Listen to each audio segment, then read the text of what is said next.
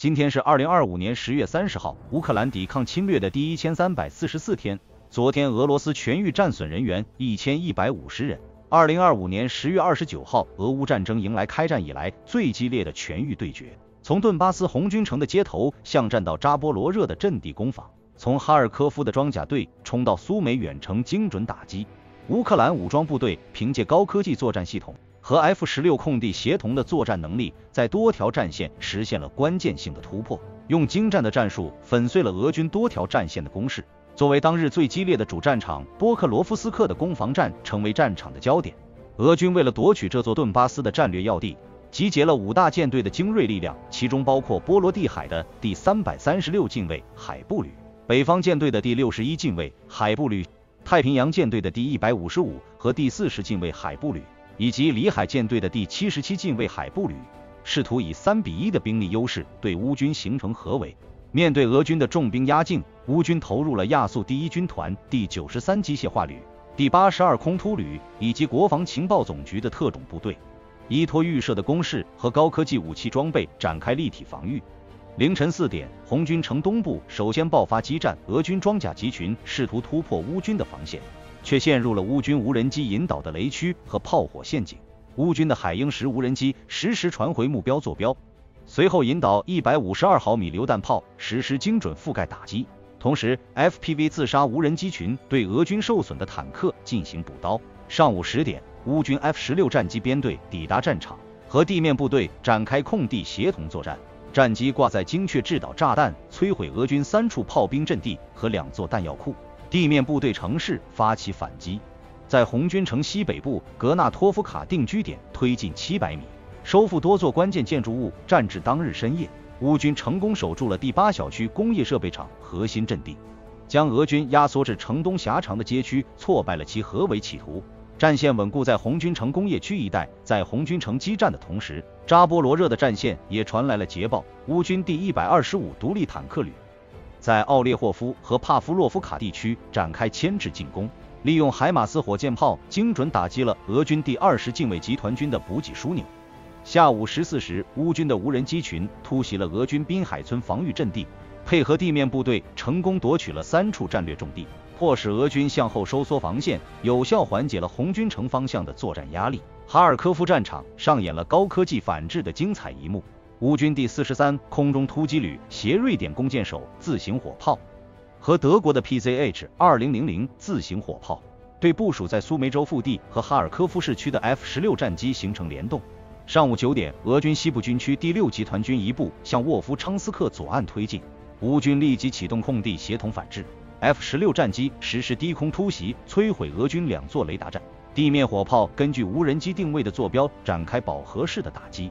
歼灭俄军先头部队200余人，稳固了哈尔科夫州西部的防线。在沃夫昌斯克地区，乌军此前炸毁的比尔戈罗德大坝出现成效，1.5米的水深形成了天然的屏障，俄军的后勤补给通道被洪水阻断，进攻势头大幅度减弱。库皮扬斯克方向，乌军虽然面临俄军西部军区第6集团军的合围压力，但凭借着灵活的战术成功突围。被围困的乌军第154旅利用夜色，在 F-16战机空中的掩护下，分批次突破奥列霍夫封锁线。期间，乌军无人机精准定位俄军渡河口火力点， F-16战机发射空对地导弹实施定点清除，为地面部队开辟了安全通道，最终成功转移了大部分有生力量，并在撤退当中摧毁俄军6辆装甲车。苏梅战线的远程打击成为乌军高科技作战的集中展现。乌军第43空突旅运用海马斯火箭炮和国产远程无人机配合，对俄军纵深200千米内的铁路枢纽和弹药库实施精准打击。当日凌晨，乌军无人机群突破俄军防空网，成功摧毁了别尔哥罗德和库尔斯克等地3处铁路枢纽，导致俄军后勤运输瘫痪18个小时，有力支援缓解了各条战线的作战压力。库尔斯克作为俄军的主攻方向，俄乌双方集结了重兵展开对决。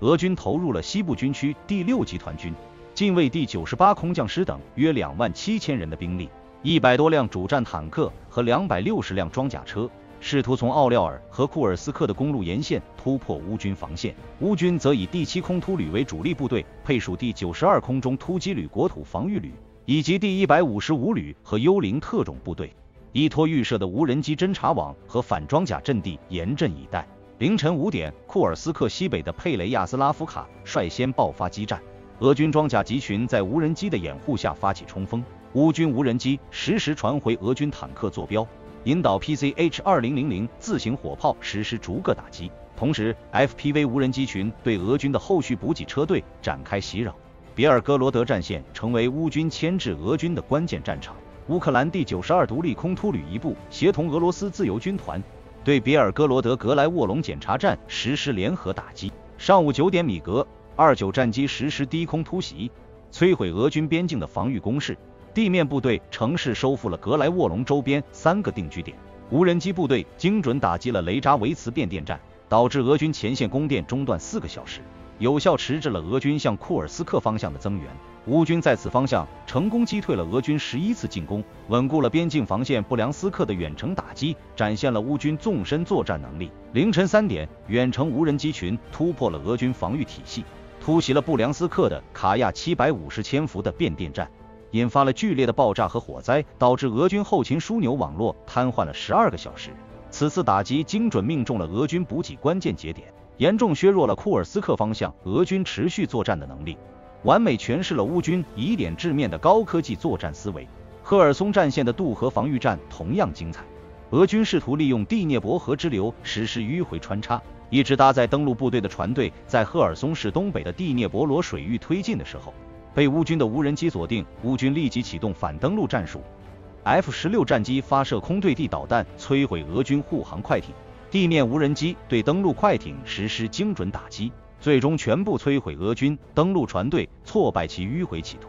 克里米亚方向的精准打击也成为乌军高科技作战的高光时刻。下午14时，乌军远程无人机群突袭了新菲罗波尔和赫尔迪斯科的俄军油库，引发大面积的火灾，同时成功摧毁了俄军一套价值2000万美元的铠甲 S-2 对空导弹系统以及2座雷达站。此次打击破坏了俄军在克里米亚的防空体系，为后续作战创造了有利条件。据俄罗斯多家媒体报道，当地时间10月29号清晨，库页岛萨哈林岛的第一热电厂突发爆炸，8个地区断电，影响超过10万人。俄方尚未公布具体的爆炸细节，只强调消防人员已抵达现场展开救援，现在还无法排除是否有乌克兰特工破坏。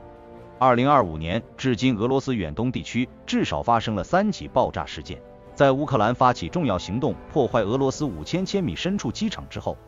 远东地区的遇袭也不会令人意外。昨天，乌克兰国产大杀器火烈鸟导弹攻击了莫斯科，受损情况有待进一步跟进。随着国产远程导弹的逐步列装和大量的投入，俄罗斯国内的纵深防御将面临着更大的压力。今天的视频就到这里，大家有什么观点和看法，欢迎打在评论区留言讨论。感谢您的观看，我们下期再见。